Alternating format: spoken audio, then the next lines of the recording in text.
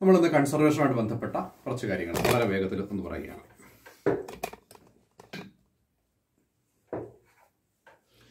രണ്ട് മൂന്ന് കാര്യങ്ങൾ നോക്കാം. ഒന്ന്, എൻഡമിസം എന്നൊരു കോൺസെപ്റ്റ്. വളരെ ചുരുങ്ങി പറയാം, എൻഡമിസം എന്നൊരു കോൺസെപ്റ്റ് ഉണ്ട്.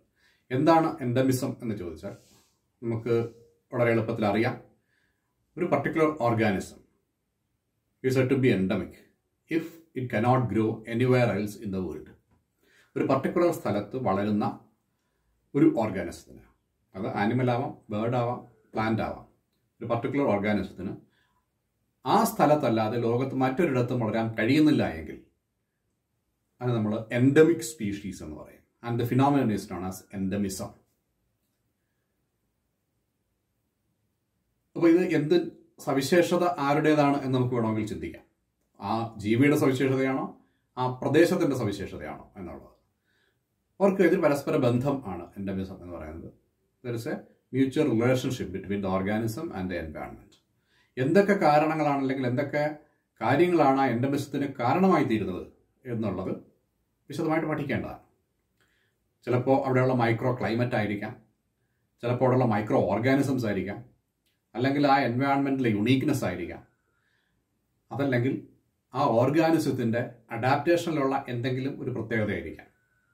അത് കൃത്യമായിട്ട് ഓരോ സ്പീഷീസിനും ഓരോ തരത്തിലാവാം, നമുക്ക് പ്രത്യേകമായി പഠിക്കേണ്ടതുണ്ട്. പക്ഷെ ഒരു കാര്യം നമുക്ക് പറയാൻ പറ്റുന്നത്, there is a phenomenon known as endemism and this is applicable to numerous species.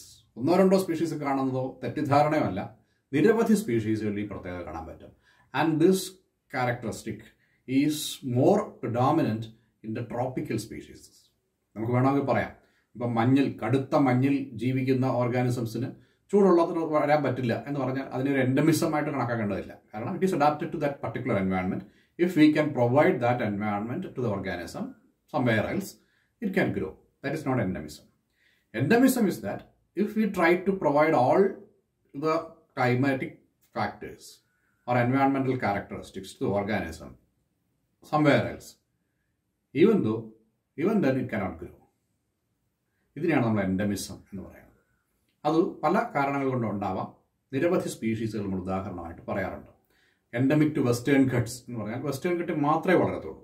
Western ഘട്ടിൻ്റെ സവിശേഷത നമുക്കറിയാം. മഴ എത്ര ഉണ്ടെന്നറിയാം, ടെമ്പറേച്ചർ എത്ര ഉണ്ടെന്നറിയാം, അവിടുത്തെ മറ്റ് ഓർഗാനിസംസ് ഏതൊക്കെയാണെന്ന് അറിയാം, അവിടുത്തെ എൻവയോൺമെന്റ് ഇതൊക്കെ അറിയാം. ഇതെല്ലാം നമ്മളൊരു ഗ്രീൻ ഹൗസിൽ അമേരിക്കയിൽ കൊണ്ടുപോയി റിപ്പീറ്റ് ചെയ്ത് നോക്കിയാലും വളരത്തില്ല. അപ്പോൾ ഇതിനെയാണ് നമ്മൾ എൻഡമിസം അല്ലെങ്കിൽ എൻഡമിക് സ്പീഷീസ് എന്ന് പറയുന്നത്. അപ്പോൾ ഈ എൻഡമിസത്തിന് പ്രാധാന്യം കൊടുത്തുകൊണ്ട്, അതുപോലെ ഒരു സ്പീഷീസിൻ്റെ സ്റ്റാറ്റസ്, അതായത് അത് എൻഡേഞ്ചേർഡ് ആണോ, അത് എക്സ്റ്റിങ്ക്റ്റ് ആകാൻ പോകുന്നതാണോ, റെയർ ആണോ, ത്രെറ്റൻഡ് ആണോ എന്നിങ്ങനെ ഒരു ക്ലാസിഫിക്കേഷൻ ഉണ്ട്. അത് നമുക്ക് പിന്നീട് നോക്കാം. എങ്കിലും പ്രധാനപ്പെട്ട കാറ്റഗറീസ് വരുന്നത് എക്സ്റ്റിങ്ക്റ്റ്, എൻഡേഞ്ചേർഡ്, വൾണറബിൾ, റെയർ എന്നിങ്ങനെയാണ്. ഇതെല്ലാം തന്നെ എത്ര എണ്ണം ആ സ്പീഷീസിലെ എത്ര ഓർഗാനിസംസ് അവശേഷിക്കുന്നു എന്നുള്ളതിനെ അടിസ്ഥാനമാക്കിയാണ്. അപ്പോൾ ഇതെല്ലാം എക്സ്റ്റിങ്ക്റ്റ് എന്ന് വെച്ചാൽ പൂർണ്ണമായി നശിച്ചു പോയതാണ്, അതായത് ഇപ്പോൾ ഭൂമുഖത്തില്ല അഥവാ ഉള്ളതായിട്ട് നമുക്കറിയില്ല. എൻഡേഞ്ചേർഡ് എന്ന് വെച്ചാൽ എക്സ്റ്റിങ്ഷൻ്റെ തൊട്ടടുത്ത് എത്തിയിരിക്കുന്നതാണ്. ഏത് നിമിഷവും അല്ലെങ്കിൽ ഏത് സമയത്തും അത് എക്സ്റ്റിങ്ക്റ്റ് ആയി തീരാം. അപ്പോൾ അതിൻ്റെ സംരക്ഷണത്തിന് പ്രത്യേക പ്രാധാന്യം കൊടുക്കേണ്ടതുണ്ട്. പിന്നെ നമ്മൾ വൾണറബിൾ, എൻഡേഞ്ചേർഡിനും തൊട്ട് താഴെയുള്ള ഒരു സ്റ്റാറ്റസാണ്. അതായത് എൻഡേഞ്ചേർഡ് കണ്ടീഷനിൽ എത്തിയിട്ടില്ല, പക്ഷേ ഭയക്കേണ്ടതായ രീതിയിൽ എണ്ണം കുറഞ്ഞുകൊണ്ടിരിക്കുകയാണ്. എപ്പോഴും വേണമെങ്കിലും അത് എൻഡേഞ്ചേർഡ് ആവാം അല്ലെങ്കിൽ എക്സ്റ്റിങ്ക്റ്റ് ആവാം. ആ രീതിയിൽ കുറവാണ് എന്നുള്ളതാണ് വൾണറബിൾ. അതിലും മെച്ചപ്പെട്ട സ്റ്റാറ്റസ് ഉള്ളതാണ് റെയർ എന്ന് പറയുന്നത്. അതായത് അപൂർവമാണ്, എന്നാൽ എൻഡേഞ്ചേർഡോ വൾണറബിളോ എക്സ്റ്റിങ്ക്റ്റോ എന്ന സ്റ്റാറ്റസിലേക്ക് എത്തിയിട്ടില്ല, പക്ഷേ സംരക്ഷിക്കേണ്ടതുണ്ട്. ഇത് കൂടാതെ തന്നെ വേറൊരു കാറ്റഗറി ഉള്ളത് എൻഡേഞ്ചേർഡ് ഇൻ ദ വൈൽഡ് അല്ലെങ്കിൽ എക്സ്റ്റിങ്ക്റ്റ് ഇൻ ദ വൈൽഡ് എന്നൊക്കെ പറയും. അതായത് വൈൽഡ് കണ്ടീഷൻസിൽ നാച്ചുറൽ ഹാബിറ്റാറ്റിൽ അത് എക്സ്റ്റിങ്ക്റ്റ് ആണ്, പക്ഷേ നമ്മുടെ കൃഷിയിലോ അല്ലെങ്കിൽ നമ്മുടെ നാട്ടിൻപുറങ്ങളിലോ അല്ലേ ഡെവലപ്ഡ് ലാൻഡ്സിലോ ഒക്കെ കാണപ്പെടുന്നുണ്ട്. പക്ഷേ വൈൽഡിൽ അതിൻ്റെ സ്പീഷീസ് അവൈലബിലിറ്റി ഇല്ല എന്ന കണ്ടീഷൻ വരാം പലപ്പോഴും. അപ്പോൾ ഈ നാച്ചുറൽ ആയിട്ടുള്ള crossing, gene pool, allelic differences, allelic diversity തുടങ്ങിയവയിലൊക്കെ ചില പ്രശ്നങ്ങൾ ഇത്തരം എക്സ്റ്റിങ്ക്റ്റ് ഇൻ ദ വൈൽഡ് എന്നുള്ള കണ്ടീഷൻ ഉണ്ടാവാം. കാരണം വൈൽഡിലാണല്ലോ മാക്സിമം ഡൈവേഴ്സിറ്റി കാണപ്പെടുന്നത്. അപ്പോൾ ആ ഡൈവേഴ്സിറ്റി ഇല്ലാത്തതുകൊണ്ട് അങ്ങനെ ഒരു പ്രശ്നം നമുക്കവിടെ കാണാം. അപ്പോൾ ഇതൊക്കെയാണ് ഡിഫറെൻറ്റ് കാറ്റഗറീസ്. ഈ കാറ്റഗറിയിൽപ്പെട്ട ഓർഗാനിസംസിന്റെ എണ്ണം എത്ര ഉണ്ട്, എൻഡമിക് സ്പീഷീസുകൾ എത്രയുണ്ട്, എൻഡേഞ്ചേർഡ് ആയിട്ടുള്ളവ എത്രയുണ്ട് തുടങ്ങിയ കാര്യങ്ങളെ അടിസ്ഥാനമാക്കി നമ്മൾ ഹോട്ട്സ്പോട്ട്സ് എന്നൊരു കോൺസെപ്റ്റ് മനസ്സിലാക്കിയിട്ടുണ്ട്. ഹോട്ട്സ്പോട്ട്സ് അതായത് ലോകത്ത് ഏറ്റവും കൂടുതൽ ഡൈവേഴ്സിറ്റി കാണിക്കുന്ന പ്രദേശങ്ങളെയാണ് നമ്മൾ ബയോഡൈവേഴ്സിറ്റി ഹോട്ട്സ്പോട്ട്സ് എന്ന് പറയുന്നത്. അപ്പോൾ സംരക്ഷണവുമായിട്ട് ബന്ധപ്പെട്ട് ചിന്തിക്കുമ്പോൾ, ബയോഡൈവേഴ്സിറ്റി കൺസർവേഷനുമായിട്ട് ബന്ധപ്പെട്ട് ചിന്തിക്കുമ്പോൾ നമ്മൾ ആദ്യം ചിന്തിക്കേണ്ടത് ഈ രണ്ട് കാര്യങ്ങളാണ്. There is a phenomenon known as endemism, and there is another trend that means the species are becoming more and more rare or endangered or they're becoming extinct. ഈ രണ്ട് പ്രധാനപ്പെട്ട കാര്യങ്ങൾ, എൻഡമിസം എന്ന് പറയുന്നത് ഒരു പർട്ടിക്കുലർ എൻവയോൺമെന്റൽ കണ്ടീഷന്റെ, ക്ലൈമാറ്റിക് കണ്ടീഷന്റെ, ഒരു ലോക്കൽ മൈക്രോ എൻവയോൺമെന്റിന്റെ പ്രോഡക്റ്റ് ആണെങ്കിൽ, ഈ ഹാബിറ്റാറ്റ് ലോസ് തുടങ്ങിയ ബയോഡൈവേഴ്സിറ്റി ലോസിന് കാരണമായി തീരാമെന്ന് നമ്മൾ പഠിച്ച നിരവധി കാരണങ്ങളുടെ റിസൾട്ടാണ് ഈ സ്പീഷീസിന്റെ സ്റ്റാറ്റസ് എന്ന് പറയുന്നത്. ഇത് രണ്ടും പരിഗണിച്ചുകൊണ്ടാണ് നമ്മൾ ലോകമെമ്പാടുമുള്ള ബയോഡൈവേഴ്സിറ്റി ഏരിയാസിനെ ഹോട്ട്സ്പോട്ട്സ് ആയിട്ട് കണക്കാക്കിയിട്ടുള്ളത്. അവിടെ മാക്സിമം ഡൈവേഴ്സിറ്റി ഉണ്ടാവും, മാക്സിമം യുണീക്ക് ആയിട്ടുള്ള എൻവയോൺമെന്റ് ഉണ്ടാവും, നിരവധി എൻഡമിക് സ്പീഷീസുകൾ ഉണ്ടാവും. അവയുടെ ഈ റയർ, എൻഡേഞ്ചേർഡ്, ത്രട്ടൻഡ് സ്റ്റാറ്റസ് എടുത്ത് നോക്കിയാൽ അലാമിംഗ് ആയിരിക്കും. ഈ കണ്ടീഷൻസ് വെച്ചുകൊണ്ട് നമ്മൾ നിരവധി ഹോട്ട്സ്പോട്ടുകൾ കണ്ടെത്തിയിട്ടുണ്ട്. അപ്പോൾ നമ്മൾ കണ്ടെത്തിയിട്ടുള്ള ഹോട്ട്സ്പോട്ടുകൾ എന്ന് പറയുന്നത് 25 എണ്ണമാണ് ലോകം മുഴുവൻ. അപ്പോൾ അത് എക്സാമിനേഷന് ചോദിക്കാവുന്ന ഒരു പ്രധാനപ്പെട്ട ചോദ്യമാണ്. What is mean by hotspot? What is a hotspot? രണ്ടാമത്തത് ഈ എക്സ്റ്റിങ്ക്റ്റും എൻഡേഞ്ചേർഡും തമ്മിലുള്ള വ്യത്യാസം, അല്ലെങ്കിൽ എൻഡമിക്കും എൻഡേഞ്ചേർഡും തമ്മിലുള്ള വ്യത്യാസം. ഈ കീ കോൺസെപ്റ്റ്സിന്റെ ക്ലിയർ ആയൊരു ഐഡിയ നിങ്ങൾക്ക് ഓരോരുത്തർക്കും ഉണ്ടാവണം. വ്യക്തമായിട്ട് മനസ്സിലാക്കിയിരിക്കുക എന്താണ് ഇതുകൊണ്ട് ഉദ്ദേശിക്കുന്നത് എന്നുള്ളത്. ഇത് ഞാനിത് ഇതിന്റെ നോട്ട്സ് നമ്മുടെ മോഡിൽ കൊടുത്തിട്ടുണ്ട്. അപ്പോൾ അത് കൃത്യമായിട്ട് ഫോളോ ചെയ്യുക, ക്ലിയർ ആയിട്ട് മനസ്സിലാക്കുക. കൺഫ്യൂഷൻ, ഇത് ഇങ്ങനെ കുറെ കാറ്റഗറി ഉണ്ട് എന്ന് മാത്രമല്ല, എന്താണത് എന്നുള്ളത് വളരെ വ്യക്തമായിട്ട് മനസ്സിലാക്കുക. ഇതാണ് പ്രധാനപ്പെട്ട ഒരു കാര്യം. പിന്നീടാണ് നമുക്ക് എങ്ങനെ കൺസർവേഷൻ നടത്താം എന്നുള്ളത് ചിന്തിക്കുന്നത്. അപ്പോൾ അവിടെ പ്രധാനമായിട്ട് ഒരു 2 point, ex situ conservation and in situ conservation എന്നുള്ള. എന്താണ് എക്സിറ്റു കൺസർവേഷൻ, എന്താണ് ഇൻസിറ്റു കൺസർവേഷൻ? ഇത് രണ്ടും നമ്മൾ വിശദമായിട്ട് കാണാം. ഇത്രയാണ് നമുക്ക് ഇന്ന് കാണാനുള്ളത്. അപ്പോൾ നമുക്ക് ഈ ഹോട്ട്സ്പോട്ട്സിലേക്ക്, എൻഡമിസം എന്താണെന്ന് മനസ്സിലായല്ലോ, കൂടുതൽ എക്സ്പ്ലെയിൻ ചെയ്യുന്നില്ല. എൻഡമിസം എന്ന് പറഞ്ഞാൽ ഒരു പർട്ടിക്കുലർ സ്പീഷീസ് ഒരു സ്ഥലത്ത്, ഒരു ലോകത്ത് എവിടെ നോക്കിയാലും കാണില്ല, ഒരു പർട്ടിക്കുലർ സ്ഥലത്ത് മാത്രമേ വളരുന്നുള്ളൂ എങ്കിൽ അതിന് നമ്മൾ എൻഡമിക് സ്പീഷീസ് എന്ന് പറയും. ബെസ്റ്റ് എക്സാമ്പിളായിട്ട് നമ്മൾ പറയാവുന്നത് ആരോഗ്യപ്പച്ച എന്ന് പറയുന്ന ഒരു സ്പീഷീസ് അല്ലേ, ട്രൈക്കോപ്പസ് സൈലാനിക്കസ് എന്ന് പറയുന്ന ഒരു പ്ലാന്റിനെ പറ്റി നിങ്ങൾ കേട്ടിട്ടുണ്ടാവും. ഇത് നമ്മുടെ വെസ്റ്റേൺ ഘട്ടിൽ മാത്രമേ കാണപ്പെടുന്നുള്ളൂ, ലോകത്ത് വേറൊരിടത്തും വളരുന്നില്ല. നമ്മൾ വെസ്റ്റേൺ ഘട്ടിന് പുറത്ത് കേരളത്തിൽ തന്നെ മറ്റെവിടെയെങ്കിലും കൊണ്ട് വളർത്താൻ ശ്രമിച്ചാൽ വളരെ വളരെ പ്രയാസമാണ് വളർന്നു കിട്ടാൻ. ലോകത്ത് ഒരിടത്തും അത് വളരുന്നില്ല, പലയിടത്തും ട്രൈ ചെയ്ത് നോക്കിയിട്ടുണ്ട്, വളരുന്നില്ല. അപ്പോൾ വെസ്റ്റേൺ ഘട്ടിൽ അവിടെ മാത്രമേ അത് വളരുന്നുള്ളൂ. അങ്ങനെ നിരവധി സ്പീഷീസുകൾ നമുക്ക് ഐഡന്റിഫൈ ചെയ്യാൻ പറ്റും. ഇതിനെയാണ് നമ്മൾ എൻഡമിക് സ്പീഷീസ് എന്ന് പറയുന്നത്. ഇനി നമുക്ക് ഹോട്ട്സ്പോട്ട് എന്താണ്, കൺസർവേഷൻ മെത്തേഡ്സ് എന്താണ്, കൺസർവേഷൻ്റെ ഡിഫറൻറ്റ് രീതികൾ എന്താണ് എന്നൊക്കെയുള്ളത് നമുക്ക് വിശദമായിട്ട് കാണാം. അപ്പോൾ എന്താണ് ഹോട്ട്സ്പോട്ട്സ്? നോർമൻ മേയേഴ്സ് എന്ന് പറയുന്ന ഒരു ശാസ്ത്രജ്ഞനാണ് ഈ ഹോട്ട്സ്പോട്ട് എന്ന കോൺസെപ്റ്റ് എലാബറേറ്റ് ചെയ്തത്. ഈ ഒരു വാക്ക് ഉപയോഗിക്കുന്നുണ്ട്, അത് പ്യുവർ സയന്റിഫിക് ലിറ്ററേച്ചർ ഉപയോഗിക്കുന്നുണ്ട്, പുറത്ത് ഉപയോഗിക്കുന്നുണ്ട്, സാധാരണ എഴുത്തുകളിൽ ഉപയോഗിക്കുന്നുണ്ട്. പക്ഷെ ബയോഡൈവേഴ്സിറ്റി ഹോട്ട്സ്പോട്ട് എന്നുള്ളതിന് ഒരു നിർവചനം നൽകിയത് നോർമൻ മേയേഴ്സ് ആണ്. അദ്ദേഹം ഡിഫൈൻ ചെയ്തിരിക്കുന്നത് hotspots are areas that are extremely rich in species. നമ്മൾ പറഞ്ഞു diversity, extremely rich in species, have high endemism. Endemism എന്ന് പറയുന്ന എന്ന ഫിനോമിനന് ഇവിടെ വളരെ പ്രാധാന്യമുണ്ട് ഹോട്ട്സ്പോട്ട് നിശ്ചയിക്കുന്നതിൽ. And are under constant threat. നമ്മൾ നേരത്തെ പറഞ്ഞ കൺസർവേഷൻ സ്റ്റാറ്റസ്. ഈ 3 കാര്യങ്ങൾ, അതായത് റിച്ച് ഡൈവേഴ്സിറ്റി ഉണ്ടാവണം, എൻഡമിക് സ്പീഷീസുകൾ നിരവധി ഉണ്ടാവണം, പല സ്പീഷീസുകൾക്കും അല്ലെങ്കിൽ ഒരുപാട് സ്പീഷീസുകൾക്ക് ത്രെറ്റ് ഉണ്ട്, കോൺസ്റ്റന്റ് ത്രെറ്റ് ഉണ്ട്. ആ ത്രെറ്റ് എന്തൊക്കെയാണ് നമ്മൾ കഴിഞ്ഞു. ബയോഡൈവേഴ്സിറ്റിക്ക് ഉണ്ടാകുന്ന ത്രെറ്റ് എന്തൊക്കെയാണെന്ന് പറയാം. ഹാബിറ്റാറ്റ് ലോസ് ആവാം, എന്തെങ്കിലും ആവാം. സ്പീഷീസിന് എണ്ണം കുറയുന്നതാണ് നമ്മൾ ത്രെറ്റ് കൊണ്ട് ഉദ്ദേശിക്കുന്നത്. അപ്പോൾ ഈ 3 കാര്യങ്ങളും സാറ്റിസ്ഫൈ ചെയ്യുന്ന സ്ഥലങ്ങളെ ഐഡന്റിഫൈ ചെയ്താണ് നമ്മൾ ഹോട്ട്സ്പോട്ടുകൾ എന്ന് വിളിക്കുന്നത്. പ്രധാനപ്പെട്ട ഹോട്ട്സ്പോട്ടുകൾ ഇവിടെ പറഞ്ഞേക്കുന്നതേ ഉള്ളൂ, നമ്മൾ വിശദമായിട്ടെല്ലാം കാണും. പ്രധാനപ്പെട്ട ബയോളജിക്കൽ ഹോട്ട്സ്പോട്ട് എന്ന് പറയുന്നത് വെസ്റ്റേൺ ആമസോൺ. നമുക്കറിയാം ആമസോൺ എന്ന് പറയുന്നത് വളരെ പ്രധാനപ്പെട്ട ഒരു ട്രോപ്പിക്കൽ ഫോറസ്റ്റ് റീജിയനാണ്. കൊളംബിയ, ഇക്വഡോർ, പെറു തുടങ്ങിയ പ്രദേശങ്ങളാണ്. ബ്രസീലാണ് അവിടുത്തെ പ്രധാനപ്പെട്ട രാജ്യം. അതിനോട് ചേർന്ന് വരുന്ന മറ്റു രാജ്യങ്ങളാണ് ഇതൊക്കെ തന്നെ. അതിൻ്റെ വെസ്റ്റേൺ റീജിയനാണ് ആ ഭൂഖണ്ഡത്തിലെ ലാറ്റിൻ അമേരിക്ക അല്ലെങ്കിൽ സൗത്ത് അമേരിക്ക എന്ന് പറയുന്ന ഭൂഖണ്ഡത്തിൻ്റെ പടിഞ്ഞാറൻ തീരമാണ് ഇത് നമുക്കിവിടെ പറയാം. പിന്നെ Madagascar, north and eastern Borneo, north eastern Australia, West Africa, Brazilian Atlantic forest, ബ്രസീലിൻ്റെ തീരത്തുള്ള Atlantic forest, all of these areas അല്ലേ. ഇങ്ങനെ നിരവധി ഏരിയാസ് പറയുന്നുണ്ട്. പ്രധാനപ്പെട്ട ഏരിയാസ് നമ്മൾ പറയുന്നത് ഏരിയാസ് ആണ് ഹോട്ട്സ്പോട്ട് അറിയപ്പെടുന്നത്. They have high diversity and are many of the species are threatened by human activities or some other factors. ഈ 25 എണ്ണത്തിൽ നമ്മൾ പറഞ്ഞ 25 എണ്ണത്തിൽ 2 എണ്ണം ഇന്ത്യയിലാണ്. ഇന്ത്യ മാത്രമല്ല, അപ്പോൾ രാജ്യങ്ങളുടെ പ്രസക്തി ഇല്ല ഈ ഹോട്ട്സ്പോട്ട് പറയുന്ന സമയത്ത്. ജോഗ്രഫിക്ക് മാത്രമേ പ്രസക്തിയുള്ളൂ. ഇന്ത്യയിലും തൊട്ടയൽപക്ക രാജ്യങ്ങളുമായിട്ട് ചേർന്ന് 2 എണ്ണം കാണപ്പെടുന്നുണ്ട്. ഒന്ന് വെസ്റ്റേൺ ഘട്ട്. വെസ്റ്റേൺ ഘട്ട് എന്ന് പറയുമ്പോൾ നമ്മുടെ വെസ്റ്റേൺ ഘട്ട് മാത്രമല്ല, അത് ശ്രീലങ്ക ഉൾപ്പെടെയാണ് നമ്മൾ വെസ്റ്റേൺ ഘട്ട് എന്ന് വിളിക്കുന്നത്. അതായത് വിന്ധ്യ, സത്പുര പർവ്വതനിരകൾ, അവയിൽ ആ പർവ്വതനിരകളുടെ പടിഞ്ഞാറേ സൈഡിൽ അങ്ങ് എക്സ്റ്റെൻഡ് ചെയ്ത് ശ്രീലങ്ക വരെ ഈ ഒരു ബെൽറ്റാണ്. അപ്പോൾ ശ്രീലങ്ക ഉൾപ്പെട്ട് വരുന്ന ആ റീജിയൻ, ഇതാണ് ഒരു സ്ഥലം. പിന്നെ എന്നുള്ളത് Indo Burma region. Indo Burma region എന്ന് പറയുമ്പോൾ ഇന്ത്യയുടെ ബർമയുടെയും അതിർത്തി പ്രദേശം, തുടർന്ന് അങ്ങോട്ട് സുന്ദർബൻസ് വരെ, ബംഗാൾ വരെ നീളുന്ന പ്രദേശം, ഈസ്റ്റേൺ അല്ലെങ്കിൽ നമ്മുടെ നോർത്ത് ഈസ്റ്റേൺ സ്റ്റേറ്റ് എന്ന് പറയുന്ന ആ പ്രദേശങ്ങൾ തൊട്ട് ആൻഡമാൻ്റെ ചില ഭാഗങ്ങൾ വരെ എത്തുന്ന രീതിയിലാണ് ഇൻഡോ ബർമ റീജിയൻ എന്ന് പറയുന്നത്. ഈ 2 റീജിയൻസാണ് ഇന്ത്യയിൽ നിന്ന് ഈ ഹോട്ട്സ്പോട്ടിൽ ഉൾപ്പെട്ടിട്ടുള്ളത്. ഈ സ്ഥലങ്ങളും these areas are particular reach in floral wealth and എൻഡമിസം, especially flowering plants. അതാണ് നമ്മുടെ പ്രധാനപ്പെട്ട ഒരു കാര്യം. അപ്പോൾ ആമസോണിലോ ആഫ്രിക്കയിലോ ഒക്കെ കാണുന്നത് പോലെ അനിമൽ ഡൈവേഴ്സിറ്റി അത്ര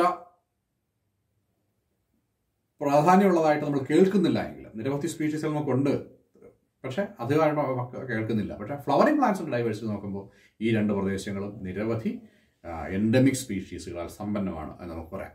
അതുപോലെ റെപ്റ്റൈൽസ്, ആംഫീബിയൻസ്, ബട്ടർഫ്ലൈസ്, മാമൽസ് ഇതെല്ലാം ഈ പ്രദേശങ്ങളിലുണ്ട്. അപ്പോൾ ഇതാണ് ഹോട്ട്സ്പോട്ട് എന്നതുകൊണ്ട് ഉദ്ദേശിക്കുന്നത്. ഹോട്ട്സ്പോട്ട് എന്താണെന്ന് മനസ്സിലാക്കിയിരിക്കുക. ഇനി ഈ 25 ഹോട്ട്സ്പോട്ടും ഇവിടെ മാപ്പിൽ ഡിസ്പ്ലേ ചെയ്തിട്ടുണ്ട്. ഒന്ന് നോക്കുക. ഒന്ന്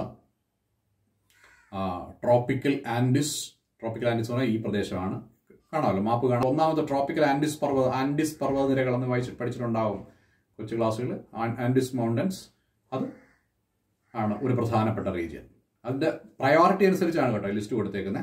അപ്പോൾ അത് ആ രീതിയിൽ തന്നെ പഠിക്കുക. 25 എണ്ണം കാണാതെ പഠിക്കുന്നതും ഈ മാപ്പിൽ ഇത് ലൊക്കേറ്റ് ചെയ്യാൻ പറ്റുന്നത് മാത്രമല്ല, ഞാൻ ഈ പറയുന്നത് പോലെ ഈ ആൻഡിസിൻ്റെ നേരെ പടിഞ്ഞാറേ ഭാഗം ഉണ്ടല്ലോ, ആ ഭാഗം എന്ന് പറയുന്നത് 7ാമത്തെ അറ്റ്ലാന്റിക് ഫോറസ്റ്റ് റീജിയനാണ്. ഇതിൻ്റെ 2ന്റെയും ഫോറസ്റ്റ് ഡൈവേഴ്സിറ്റി ഇത്രമാത്രം വ്യത്യാസമുണ്ട്.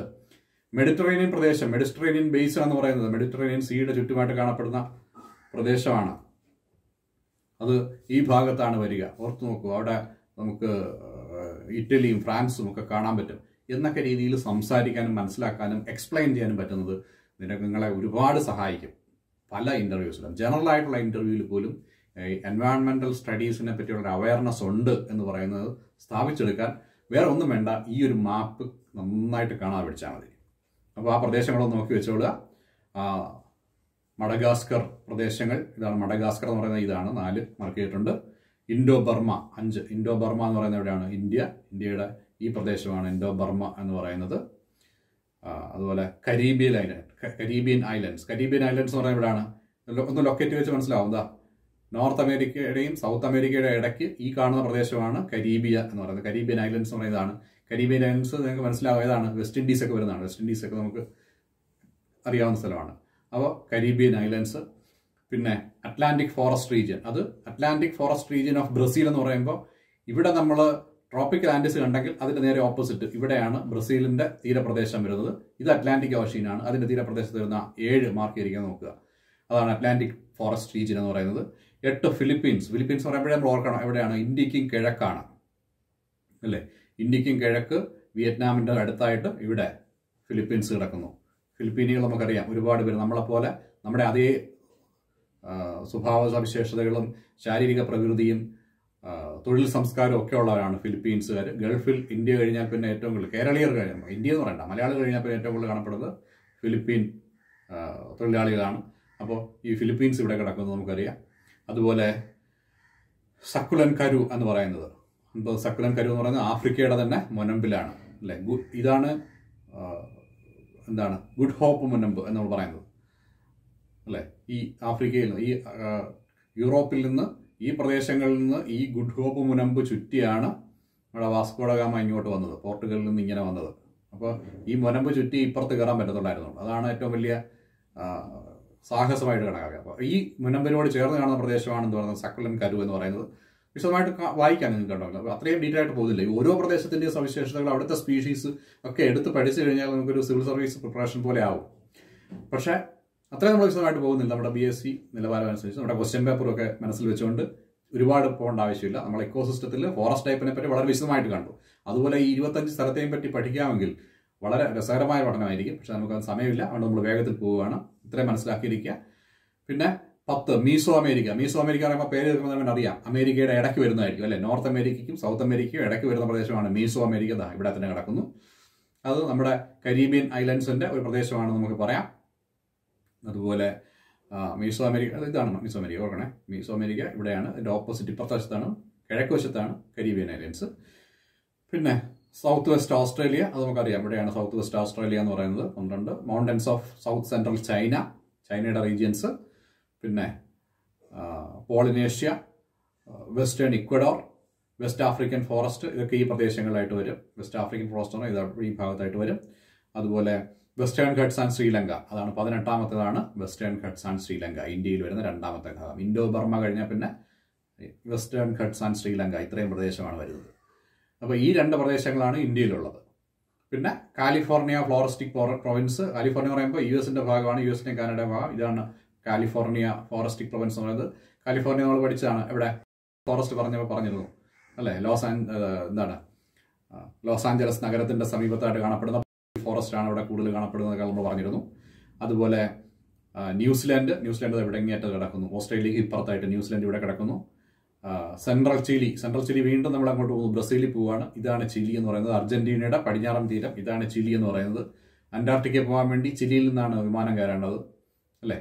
ഇങ്ങേറ്റത്ത് ഒരുപക്ഷെ ലോകത്തിന്റെ ഭൂപടത്തിൽ നോക്കിക്കഴിഞ്ഞാൽ അന്റാർട്ടിക്ക കഴിഞ്ഞാൽ ഏറ്റവും തെക്കുള്ള മുനമ്പ് എന്ന് പറയുന്നത് ചിലിയുടെ ചില സ്ഥലങ്ങളാണ് അല്ലേ. ന്യൂസിലാൻഡിന് അത്ര എത്തുന്നില്ല.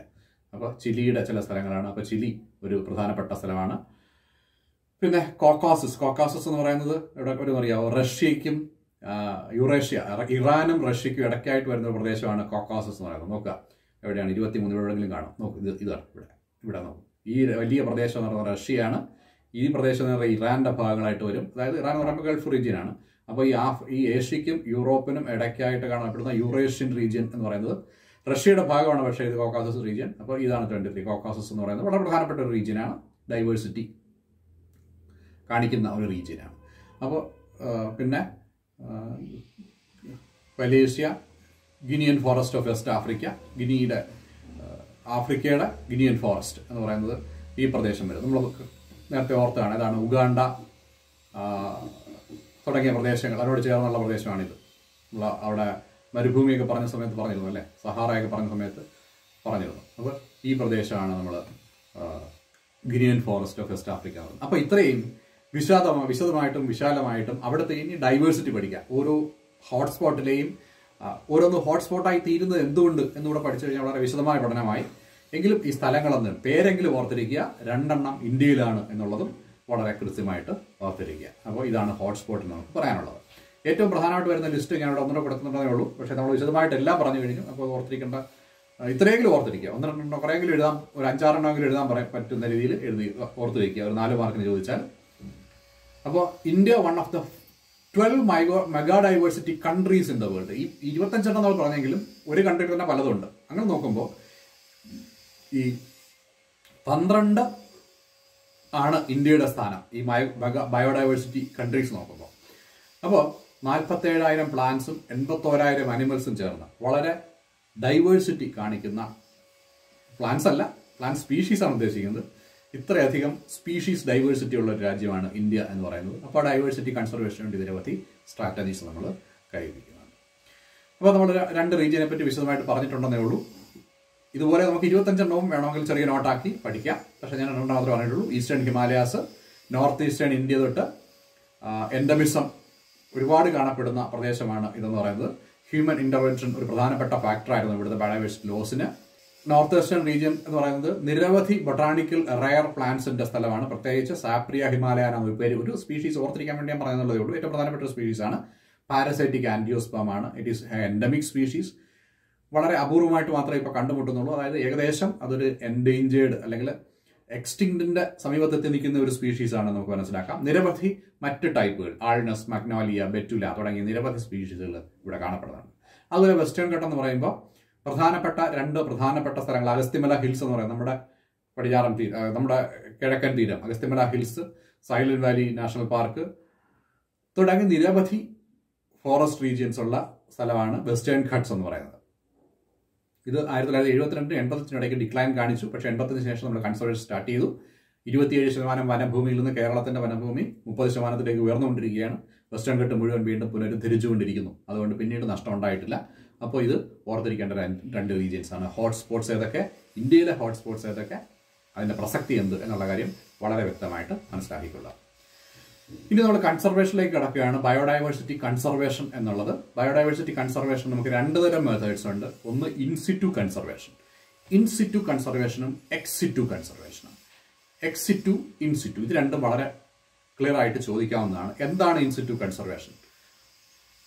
ഇൻസിറ്റു കൺസർവേഷൻ ഒരു പ്രദേശം അതേപടി എടുത്ത് കൺസർവ് ചെയ്യുകയാണെങ്കിൽ അതിനെയാണ് നമ്മൾ ഇൻസിറ്റു കൺസർവേഷൻ എന്ന് പറയുന്നത്. എന്നാൽ ആ പ്രദേശത്ത് തന്നെ കൺസർവ് ചെയ്യാതെ അവിടെ നിന്ന് നമ്മൾ ഈ പ്ലാന്റ്സിനെ മറ്റൊരു സ്ഥലത്തേക്ക് കൊണ്ടുപോയി, ഒരു റെപ്പോസിറ്ററിയിലേക്ക് കൊണ്ടുപോയി അല്ലെങ്കിൽ കൺസർവ് റീജിയനിലേക്ക് മാറ്റി അവിടെ സംരക്ഷിക്കുകയാണെങ്കിൽ അതിനെയാണ് നമ്മൾ എക്സിറ്റു കൺസർവേഷൻ എന്ന് പറയുന്നത്. നമുക്ക് ഓരോന്നും വിശദമായിട്ട് കാണാം. In situ conservation on site conservation ആണ്. It is the on site conservation where wild animals and plants are conserved in their natural habitat. പ്രധാനമായിട്ട് ഓർത്തിരിക്കണം. The aim of in situ conservation is to allow the population to maintain or perpetuate itself within the community environment to which it is adapted. എവിടെയാണോ adapted ആയിട്ടുള്ളത് അവിടെ തന്നെ perpetuate ചെയ്യുക, multiply ചെയ്യുക, അവിടെ ജീവിക്കുക, അതിനെ അനുവദിക്കുക എന്നുള്ളതാണ്. ഇൻസിറ്റു കൺസർവേഷൻ ഇത് ഐഡിയൽ മെത്തേഡ് ഓഫ് കൺസർവേഷൻ അല്ലേ. പക്ഷേ ദോഷം എന്താണ്? ഒരുപാട് ലാൻഡ് വേണ്ടി വരും, മറ്റ് പർപ്പസിന് ലാൻഡ് അവൈലബിൾ അല്ലാത്ത അവസ്ഥ വരും എന്നുള്ളതാണ് ഒരു പ്രശ്നം. പക്ഷേ കൺസർവേഷൻ പോയിന്റ് ഓഫ് വ്യൂവിൽ ഏറ്റവും നല്ല മെത്തേഡ് എന്ന് പറയുന്നത് ഇൻസിറ്റു കൺസർവേഷനാണ്. അതുപോലെ പ്ലാന്റ് ജനറ്റിക് റിസോഴ്സിന്റെ ഇൻസിറ്റു കൺസർവേഷൻ എന്ന് പറയുന്നത് എക്സിറ്റു കൺസർവേഷനേക്കാൾ വളരെ പ്രാധാന്യമറിയും. കാര്യം വെച്ചാൽ ഒരു പ്ലാന്റിനെ മറ്റൊരു സ്ഥലത്തേക്ക് കൊണ്ടുപോകുക എന്ന് പറയുന്നത് നമുക്ക് പ്രയാസമാണ്. ആനിമൽസിന് വേണമെങ്കിൽ അതേ കണ്ടീഷൻ മെയിൻറ്റെയിൻ ചെയ്തുകൊണ്ട് ഷിഫ്റ്റ് ചെയ്യാൻ പറ്റും. പ്ലാന്റ്സിനെ മെയിൻറ്റെയിൻ ചെയ്തെടുക്കുക എന്ന് പറയുന്നത് വളരെ പ്രയാസമാണെന്നുള്ളത് കൊണ്ട് പ്ലാന്റ്സിന്റെ കൺസർവേഷൻ ഏറ്റവും പ്രധാനം ഇൻസിറ്റു കൺസർവേഷൻ തന്നെയാണ്. ഇൻസിറ്റു കൺസർവേഷന്റെ അഡ്വാൻറ്റേജസ് എന്തൊക്കെയാണ്, നേട്ടങ്ങൾ എന്തൊക്കെയാണെന്ന് ചോദിച്ചാൽ conservation large range of potentially interesting alleles, അതായത് ജീൻ പൂൾ, ജനറ്റിക് ഡൈവേഴ്സിറ്റി. നമ്മൾ പറഞ്ഞല്ലോ ജനറ്റിക് ഡൈവേഴ്സിറ്റി എന്ന് പറയുന്നത് ഒരു പ്രധാനപ്പെട്ട കാര്യമാണ് അല്ലെ. ബയോഡൈവേഴ്സിറ്റിക്ക് 3 ഘട്ടങ്ങളുണ്ട് അല്ലെങ്കിൽ 3 തലങ്ങളുണ്ട്. Genetic diversity, species diversity and ecosystem diversity. ഇതിൽ ഈ ജനറ്റിക് ഡൈവേഴ്സിറ്റി ഏറ്റവും കൂടുതൽ കൺസർവ് ചെയ്യാൻ സാധിക്കുക എന്ന് പറയുന്നത് ഈ ഇൻസിറ്റു കൺസർവേഷനിലാണ്. കാരണം അവിടെ നാച്ചുറലായിട്ട് പ്രൊപ്പഗേറ്റ് ചെയ്യുന്ന, നാച്ചുറലായിട്ട് റീകമ്പൈൻ ചെയ്യുന്ന ഓർഗാനിസംസ് ആണുള്ളത്. അപ്പോൾ അവിടെ ജനറ്റിക് ഡൈവേഴ്സിറ്റി വളരെ വലുതായിരിക്കും. അതുപോലെ especially suitable for species which cannot be established or regenerate outside the environment. നമ്മൾ എൻഡമിക് സ്പീഷീസ് എന്ന് പറഞ്ഞ ഉള്ള സ്പീഷീസുകൾക്ക് ഈ ഇൻസിറ്റു കൺസർവേഷൻ മാത്രമേ പറ്റത്തുള്ളൂ. മറ്റൊരു സ്ഥലത്ത് പോയി കൺസർവ് ചെയ്യുക എന്ന് പറയുന്നത് ഇറ്റ് ഇസ് ഇംപോസിബിൾ. അതുപോലെ നാച്ചുറൽ എവല്യൂഷന് സഹായിക്കുന്നു. അതുപോലെ research on species in there natural habitat അതിന് സഹായിക്കുന്നു. അതുപോലെ ഒരു പർട്ടിക്കുലർ സ്പീഷീസ് നമ്മൾ പരിഗണിക്കുമ്പോൾ അതിനെ ഡിപ്പെൻഡ് ചെയ്ത് ജീവിക്കുന്ന നിരവധി സ്പീഷീസുകൾ ഇൻസിറ്റു കൺസർവേഷനിൽ സംരക്ഷിക്കപ്പെടും. അതാണ് പ്രധാനപ്പെട്ട കാര്യം. ഉദാഹരണത്തിന് പ്രോജക്ട് ടൈഗർ എന്ന പരിപാടി നമ്മൾ നടപ്പാക്കുന്നുണ്ട്. പ്രോജക്ട് ടൈഗർ എന്ന് പറയുന്നത് ട്രോഫിക് ലെവലിൽ വളരെ ഉയരത്തിൽ നിൽക്കുന്ന ഒരു ആനിമലാണ്. അപ്പോൾ ടൈഗറിനെ സംരക്ഷിക്കാൻ വേണ്ടി നമ്മൾ ഇൻസിറ്റു കൺസർവേഷൻ നടത്തുക എന്ന് വെച്ചാൽ ആ ടൈഗറിന് ജീവിക്കാനുള്ള എൻവയോൺമെന്റ്, ആ സ്ഥലം, ടെമ്പറേച്ചർ, റെയിൻഫാള്, ഫോറസ്റ്റ് ഇത്രയും നമ്മൾ കൊടുക്കണം. കൂടാതെ ഇതിന് പ്രേ ആയിട്ട് വരുന്ന ആനിമൽസ്, അതായത് പ്രൈമറി കൺസ്യൂമേഴ്സും സെക്കൻഡറി കൺസ്യൂമേഴ്സിനെ നമ്മൾ പ്രൊവൈഡ് ചെയ്യണം. അപ്പോൾ ഇതിനെല്ലാം ഒറ്റയടി കൺസർവ് ചെയ്യപ്പെടും. അപ്പോൾ ടൈഗറാണ് നമ്മുടെ ടാർഗറ്റ്.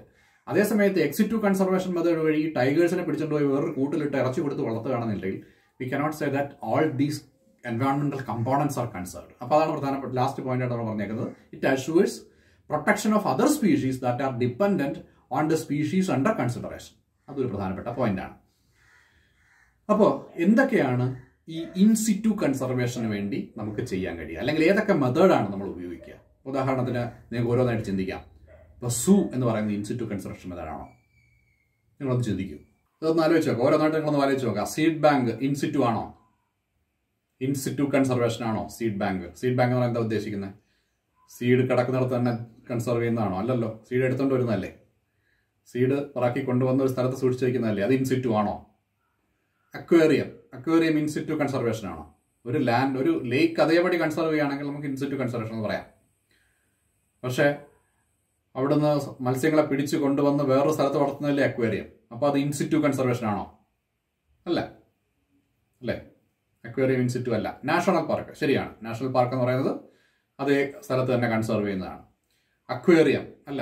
ജീൻ ബാങ്ക് ആണോ? ജീൻ ബാങ്ക് ഒരിക്കലും ഒരു ഇൻസിറ്റു കൺസർവേഷൻ മെത്തേഡ് അല്ല. കാരണം അവിടെ ജനറ്റിക് മെറ്റീരിയൽ നമ്മൾ പ്രത്യേകം എടുത്ത് കൺസർവ് ചെയ്യാണ്, അല്ലേ. Reserved wetlands, very good. Reserve wetlands അല്ലേ, അക്വാട്ടിക് എൻവയോൺമെന്റ് എന്ന് പറയുന്നിടത്ത് വെറ്റ്ലാൻഡ് എന്ന് പറയുന്നത് അതേപടി കൺസർവ് ചെയ്താൽ അതൊരു നല്ല രീതിയാണ്. നല്ല ആൻസറാണ്. Very good. ആരാണ് ടൈപ്പ് ചെയ്യുന്നത് ഞാൻ പിന്നീട് നോക്കിക്കോളാം. Good, very good answer. Yes, പറഞ്ഞോളൂ. ആരോ എന്തോ പറയാൻ ശ്രമിക്കുന്നോ? Sacred groves is another good answer, അല്ലേ. സേക്രഡ് ഗ്രൂവ്സിൽ നമ്മൾ ഡിസ്റ്റർബ് ചെയ്യുന്നില്ല, അതാണ് പ്രധാനപ്പെട്ട കാര്യം. ഇടയ്ക്കിടയ്ക്ക് കയറി പുല്ലിയെത്തി കളയുന്ന സേക്രഡ് ഗ്രൂവ് അല്ല ഉദ്ദേശിക്കുന്നത്. അൺടച്ച്ഡ് ആയിട്ടുള്ള Sacred grooves are very good in situ conservation sites. Natural reserve, very good. Genetic reservation ഒരുപാട് പേര് പറഞ്ഞിട്ടുണ്ട്. പക്ഷേ ജനറ്റിക് റിസർവേഷൻ എന്ന് പറയുന്നത് ഇൻസിറ്റു അല്ല, എക്സിറ്റു കൺസർവേഷൻ ആണ്. കാരണം ജനറ്റിക് മെറ്റീരിയൽ എടുത്ത് DNA ബാങ്ക്, ജീൻ ബാങ്ക് ഒക്കെയാണ് നിങ്ങൾ ഉദ്ദേശിച്ചത് എന്ന് മനസ്സിലാക്കുന്നു. അങ്ങനെയാണെങ്കിൽ അത് അങ്ങനെയല്ല. ഹോം ഗാർഡൻ ഒരിക്കലും ഇൻസിറ്റു കൺസർവേഷൻ അല്ല. ഹോം ഗാർഡനിൽ നമ്മൾ പുല്ല് എത്തി കളഞ്ഞ് നമുക്ക് ആവശ്യമുള്ളത് മാത്രമാണ് വെച്ച് പിടിപ്പിക്കുന്നത്. അപ്പോൾ അതെങ്ങനെ ഇൻസിറ്റു ആവും? അത് എക്സിറ്റു കൺസർവേഷൻ ആണ്. അതാണ് മനസ്സിലാക്കാൻ വേണ്ടിയാണ് ഞാൻ നിങ്ങളോട് ചോദിച്ചത്. Sanctuaries, very good. സാങ്ച്വറീസ് പറഞ്ഞിട്ടുണ്ട്, അത് ഇൻസിറ്റു കൺസർവേഷൻ മെത്തേഡ് തന്നെയാണ്, അല്ലേ. വൈൽഡ് ലൈഫ് സാങ്ച്വറീസ് എന്ന് പറയുന്നത് ഇൻസിറ്റു കൺസർവേഷനാണ്. പിന്നെ വരുന്നതാണ് മാനേജ്മെന്റ്. അത് ഒരു ശരിയായ ഉത്തരമല്ല, എന്താ ക്ലിയർ ആയിട്ട് മനസ്സിലായിട്ടില്ല. പിന്നെ ബൊട്ടാണിക്കൽ ഗാർഡൻ, അതൊരു നല്ല ആൻസറാണ്. ബൊട്ടാണിക്കൽ ഗാർഡനിൽ ഇൻസിറ്റു ആണോ എക്സിറ്റു ആണോ? ഞാൻ ഈ പറഞ്ഞ ഐഡിയ വെച്ച് ചിന്തിച്ചാൽ നമുക്കറിയാം, ബൊട്ടാണിക്കൽ ഗാർഡൻ എന്ന് പറയുന്നത് നമ്മളൊരു സ്ഥലം ബൊട്ടാണിക്കൽ ഗാർഡനെ പ്രഖ്യാപിക്കുകയും അവിടേക്ക് നിരവധി പ്ലാന്റ്സിനെ കൊണ്ടുവന്ന് വെച്ച് വളർത്തുകയും ചെയ്യുന്നതാണ്. അപ്പോൾ ബൊട്ടാണിക്കൽ ഗാർഡൻ ഒരു ഇൻസിറ്റു കൺസർവേഷൻ മെത്തേഡ് ആണെന്ന് പറയാൻ പറ്റില്ല, അത് എക്സിറ്റു കൺസർവേഷൻ ആണ്. പിന്നെ ഒരു പരിധിവരെ ആ ഒരു ലാൻഡ് അങ്ങനെ ഒരു കൺസർവ്ഡ് ലാൻഡ് ആയിരിക്കുകയും അവിടെ ഉള്ള പ്ലാന്റ്സ് കൺസർവ് ചെയ്യപ്പെടുകയും ചെയ്യുന്നു എന്നുള്ളത് കൊണ്ട് നമുക്ക് വേണമെങ്കിൽ, അവിടെ ഉള്ള നശിപ്പിക്കുന്നില്ല എങ്കിൽ, ഒരു പ്ലാന്റ് അല്ലാതെ അവിടെ കൂടുതൽ ഇൻട്രൊഡ്യൂസ് ചെയ്യുന്നതേ ഉള്ളൂ, അവിടെ ഉള്ളവരെ നശിപ്പിക്കുന്നില്ല എങ്കിൽ നമുക്ക് വേണമെങ്കിൽ ഇൻസിറ്റു എന്ന് പറയാം, ഒരു ചെറിയ പരിമിതമായ അർത്ഥത്തിൽ. പക്ഷേ ബൊട്ടാണിക്കൽ ഗാർഡൻസ് ഓർക്കുക, it's an ex situ conservation method. Botanical garden ചോദിച്ചാൽ നമ്മൾ എക്സിറ്റു എന്നേ പറയാം. സൂ എന്നൊരാൾ ആൻസർ ചെയ്തിട്ടുണ്ട്, ഒരിക്കലും അല്ല. സൂ എന്ന് പറയുന്നത് നമ്മൾ ആനിമൽസിനെ പിടിച്ചു കൊണ്ടുവന്ന് ഒരു സ്ഥലത്ത് പ്രത്യേകം പാർപ്പിക്കുകയാണ് ചെയ്യുന്നത്. അതിന്റെ നാച്ചുറൽ ഹാബിറ്റാറ്റിലല്ല അത് ജീവിക്കുന്നത്, നമ്മൾ ഉണ്ടാക്കി കൊടുത്തൊരു സ്ഥലത്താണ്. അതുകൊണ്ട് തന്നെ സൂ ഒരിക്കലും ഇൻസിറ്റു അല്ല, എക്സിറ്റു കൺസർവേഷൻ മെത്തേഡാണ്. അപ്പോൾ അത് ഓർത്തിരിക്കുക, എക്സിറ്റു കൺസർവേഷൻ മെത്തേഡാണ് എന്നുള്ളത് ഓർത്തിരിക്കുക. പിന്നെ വന്നത് wild life sanctuary. Captive breeding എന്ന് പറയുന്നത് ഒരിക്കലും ഇൻസിറ്റു അല്ല, എക്സിറ്റു ആണ്. ക്യാപ്റ്റീവ് ബ്രീഡിംഗ് എന്ന് വെച്ചാൽ ഓർഗാനിസംസിനെ പിടിച്ചുകൊണ്ട് വന്ന് നമ്മൾ ബ്രീഡ് ചെയ്യിക്കുക എന്നുള്ളതാണ്. എണ്ണം കൂട്ടാൻ വേണ്ടി നമുക്ക് വേണമെങ്കിൽ ഉപയോഗിക്കാം. പക്ഷേ ക്യാപ്റ്റീവ് ബ്രീഡിംഗ് എന്ന് പറയുന്നത് ഒരു എക്സിറ്റു കൺസർവേഷൻ മെത്തേഡാണ്. അപ്പോൾ നമ്മൾ ഇൻസിറ്റു കണ്ടു കഴിഞ്ഞു. മെത്തേഡ്സ് നമ്മൾ പറഞ്ഞു, ഏതൊക്കെയാണ് ഇപ്പോൾ നമ്മൾ പറഞ്ഞത്? Biosphere reserve, wild life sanctuaries, national park, ഇതൊക്കെയാണ് ഇന്ത്യയിലെ പ്രധാനപ്പെട്ട methods of in situ conservation. It's done by providing protection to biodiversity rich areas through a network of protected areas. ഇതിനെയാണ് നമ്മൾ ഇൻസിറ്റു കൺസർവേഷൻ എന്ന് പറയുന്നത്. Yes, in India protected areas are of the following kinds. National park ഉണ്ട്, wild life sanctuary ഉണ്ട്, biosphere reserve ഉണ്ട്, ecological fragile and sensitive areas ഉണ്ട്. ഇതെല്ലാം തന്നെ ഇൻസിറ്റു കൺസർവേഷൻ മെത്തേഡാണ്. പ്രൊട്ടക്റ്റഡ് ഏരിയ എന്നുള്ളതാണ് ഇവിടെ പ്രധാനപ്പെട്ട കാര്യം. നമുക്ക് 85 നാഷണൽ പാർക്കുകളും 448 വൈൽഡ് ലൈഫ് സാങ്ച്വറികളും ഉണ്ട്. ഇനി ഈ വൈൽഡ് ലൈഫിന്റെ പ്രൊട്ടക്ഷന് വേണ്ടി significant role in restoring viable population large mammals such as tiger, lion, rhinoceros, crocodile, elephants. ഇതിൻ്റെയൊക്കെ പേരിൽ നമ്മൾ പ്ലാനുകൾ, പ്രൊട്ടക്ഷൻ പ്ലാനുകൾ പ്രഖ്യാപിച്ചിട്ടുണ്ട്. അത് നമ്മൾ ഉദ്ദേശിക്കുന്ന ഒരു സ്പീഷീസ് സെലക്ട് ചെയ്യുമ്പോൾ ചുമ്മാ ഒരെണ്ണം സെലക്ട് ചെയ്യല്ല. നമ്മൾ നേരത്തെ പറഞ്ഞതുപോലെ ഈ ഒരെണ്ണത്തെ ടാർഗറ്റ് ചെയ്യുമ്പോൾ നിരവധി കമ്പോണൻസ് കൺസർവ് ചെയ്യപ്പെടും എന്ന ഉദ്ദേശത്തിലാണ് നമ്മൾ ഇത് പറഞ്ഞിട്ടുള്ളത്. അപ്പോൾ ടൈഗർ പ്രൊട്ടക്ഷന് വേണ്ടി ഒരു പ്രത്യേക പ്ലാൻ നമ്മൾ ഉണ്ടാക്കിയിട്ടുണ്ട്, ലയൺസിന് വേണ്ടി പ്രത്യേക പ്ലാൻ ഉണ്ടാക്കിയിട്ടുണ്ട്, റൈനോസറോസിന് വേണ്ടിയുണ്ട്, ക്രോക്കഡൈൽസിന് വേണ്ടിയുണ്ട്. ഈ പ്ലാനുകളും എന്താണ് ഇൻസിറ്റു കൺസർവേഷൻ്റെ മെത്തേഡാണ്. കാര്യം അവയെ പിടിച്ചുകൊണ്ട് വന്നൊരു സ്ഥലത്ത് പ്രൊപ്പഗേറ്റ് ചെയ്യുകയല്ല ചെയ്യുന്നത്, മറിച്ച് ഇൻസിറ്റു കൺസർവേഷനായിട്ട്.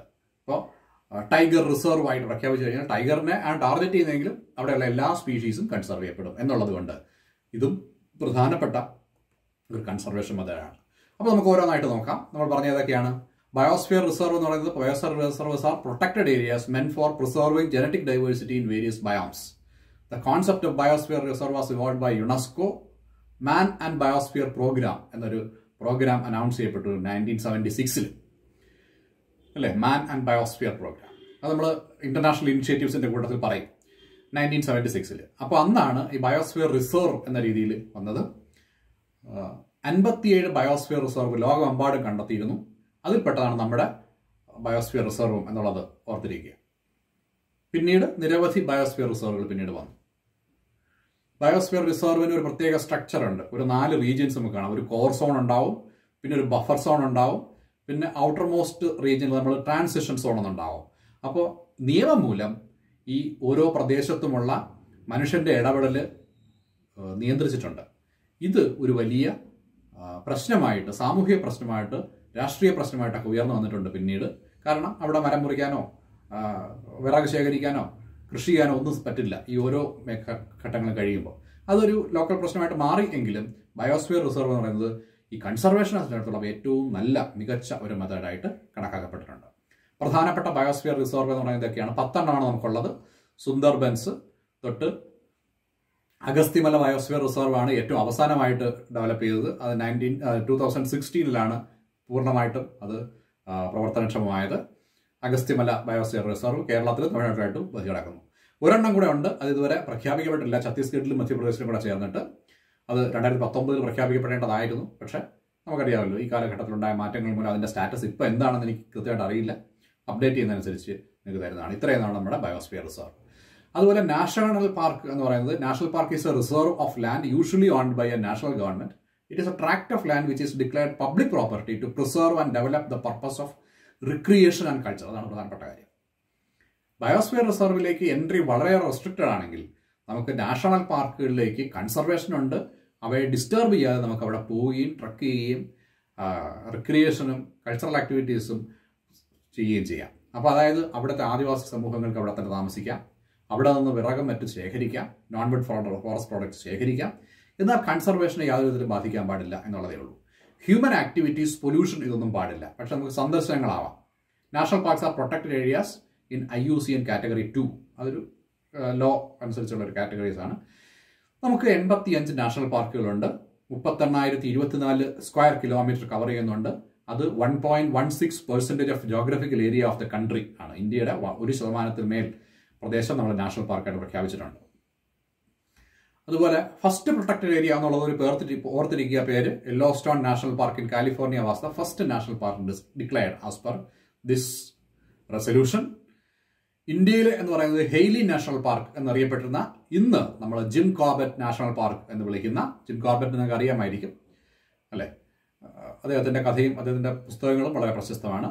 1935 സ്റ്റാർട്ട് ചെയ്തിരുന്ന, ഇന്ന് ജിം കോർബറ്റ് നാഷണൽ പാർക്ക് അറിയപ്പെടുന്ന പ്രദേശമാണ് ഇന്ത്യയിലെ ആദ്യത്തെ നാഷണൽ പാർക്ക് എന്ന് പറയുന്നത്. നേരത്തെ പറഞ്ഞ ഹിമാലയൻ പ്രദേശങ്ങളിൽ കാണപ്പെടുന്ന, അതായത് ഉത്തരാഖണ്ഡിന്റെ വടക്കൻ മേഖലയിലാണ് ജിം കോർബറ്റ് നാഷണൽ പാർക്ക് സ്ഥിതി ചെയ്യുന്നത്.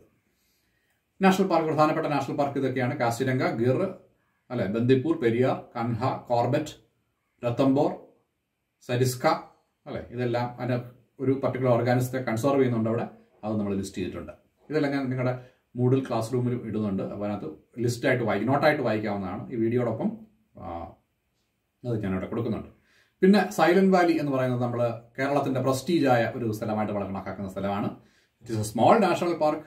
പാലക്കാട് ഡിസ്ട്രിക്റ്റ് ആണ് അല്ലേ, കുന്തിപ്പുഴയുടെ തീരത്ത്, കുന്താലി ഹിൽസിന്റെ സ്ഥലത്ത് കുന്തിപ്പുഴയുടെ തീരത്ത് കാണപ്പെടുന്ന ഒരു പ്രദേശമാണ്. സൈലന്റ് വാലിക്ക് ആ പേര് വന്നത് നോയ്സി ഇൻസെക്ട്സ് അല്ല, നമ്മുടെ ചീവീട് എന്ന് പറയുന്ന ജീവികൾ കുറവായതുകൊണ്ടാണ്, അവിടെ ശബ്ദമില്ല രാത്രിയിൽ, അതുകൊണ്ടാണ് നമ്മളവയെ സൈലന്റ് വാലി എന്ന് വിളിക്കുന്നത്. എന്തായാലും അതിനൊരു ഹിസ്റ്ററി ഉണ്ട്. ആ ഹിസ്റ്ററി ഞാൻ ഇവിടെ ക്ലാസ്സിൽ പറഞ്ഞിട്ടില്ല, പക്ഷെ നിങ്ങളുടെ നോട്ടിൽ ആഡ് ചെയ്തിട്ടുണ്ട്. എന്തൊക്കെയാണ് അവിടെ സംഭവം നടന്നത്. അവിടെ ഒരു വാട്ടർ ഹൈഡൽ പ്രോജക്റ്റ് വന്നതായിരുന്നു, അതിനെതിരെ നടന്ന സമരങ്ങൾ. ലോകത്താദ്യമായിട്ടാണ് ഒരു സ്ഥലത്തെ ജനങ്ങൾ ചേർന്ന് അവിടെ ഒരു നാഷണൽ പാർക്ക് വരണമെന്ന് ആവശ്യപ്പെട്ട് നാഷണൽ പാർക്ക് വരുന്നത്. ഇന്ത്യയിലെ മറ്റ് സ്ഥലങ്ങളെല്ലാം എടുത്തു നോക്കും, അവിടെയൊക്കെ എതിർപ്പുകളായിരുന്നു. അതായത് നാഷണൽ പാർക്ക് ആക്കി കഴിഞ്ഞാൽ അവിടെ ആളുകൾക്ക് സഞ്ചരിക്കാനോ ഇത്തരം കാര്യങ്ങൾ ശേഖരിക്കാനോ ഉപയോഗിക്കാനോ കഴിയില്ല എന്നുള്ളത് കൊണ്ട് എതിർക്കുന്ന കാര്യമാണ് ലോകമെമ്പാടും കണ്ടിട്ടുള്ളത്. പക്ഷേ ഈ സ്ഥലത്തെ പ്രൊട്ടക്ട് ചെയ്യണമെന്ന് പറഞ്ഞ് പൊതുജനങ്ങൾ സർക്കാരിനോട് അഭ്യർത്ഥിച്ച് സമരം ചെയ്ത ഒരു സ്ഥലം ആണ്, അവിടുത്തെ ഒരു വിജയഗാഥയാണ് സൈലന്റ് വാലിക്കുള്ളത്. അതിന്റെ ഹിസ്റ്ററി ഞാൻ അവിടെ ചേർത്തിട്ടുണ്ട്, അപ്പോൾ അതും കൂടെ വായിച്ചോളൂ.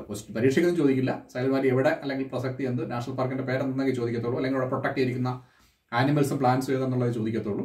പക്ഷെ ഞാൻ ആ ഹിസ്റ്ററി കൂടെ ചേർത്തിട്ടുണ്ടെന്ന് വായിച്ചോളുക. നമുക്ക് അറിഞ്ഞിരിക്കേണ്ട ഒരു നല്ല കഥയാണ് അത്. പിന്നുള്ളത് വൈൽഡ് ലൈഫ് സാങ്ച്വറീസ് ആണ്. പ്രൊട്ടക്ഷൻ ഓഫ് വൈൽഡ് ലൈഫിന് വേണ്ടി നമ്മൾ വൈൽഡ് ലൈഫ് സാങ്ച്വറീസ് പ്രഖ്യാപിക്കാറുണ്ട്. ആദ്യം നമ്മൾ ഇതെല്ലാം തന്നെ വൈൽഡ് ലൈഫ് സാങ്ച്വറീസ് ആയിട്ട് പിന്നീട് അതിന്റെ സ്റ്റാറ്റസ് ഉയർത്തിക്കൊണ്ടുവരികയാണ് ചെയ്തിട്ടുള്ളത്. 448 വൈൽഡ് ലൈഫ് സാങ്ച്വറീസിനുണ്ട്. ഏകദേശം 217 എണ്ണം കൂടെ ഈ സാങ്ച്വറീസ് ആയിട്ട് പ്രപ്പോസ് ചെയ്യപ്പെട്ടിട്ടുണ്ട്. പ്രൊട്ടക്റ്റഡ് ഏരിയ നെറ്റ്വർക്കിന്റെ ഭാഗമായിട്ട് അത് ഡെവലപ്പ് ചെയ്തുകൊണ്ടിരിക്കുകയാണ്. അപ്പോൾ ഇത്രയാണ് നമ്മുടെ വൈൽഡ് ലൈഫ് സാങ്ച്വറീസിലെ പ്രധാനപ്പെട്ടവ. എല്ലാം പറയുന്നില്ല, പ്രധാനപ്പെട്ട വൈൽഡ് ലൈഫ് സാങ്ച്വറീസും അതിന്റെ ടാർഗറ്റ് ചെയ്തിട്ടുള്ള സ്പീഷീസും ഏത് സംസ്ഥാനത്താണ് അത് എന്നുള്ളതും ആണ് പറഞ്ഞിട്ടുള്ളത്. നിരവധി വൈൽഡ് ലൈഫ് സാങ്ച്വറീസ് നമുക്കറിയാം, നിങ്ങൾ തന്നെ ഒരുപാട് പേരുകൾ ഇവിടെ മെൻഷൻ ചെയ്യുകയുണ്ടായി. So that's all about in situ conservation.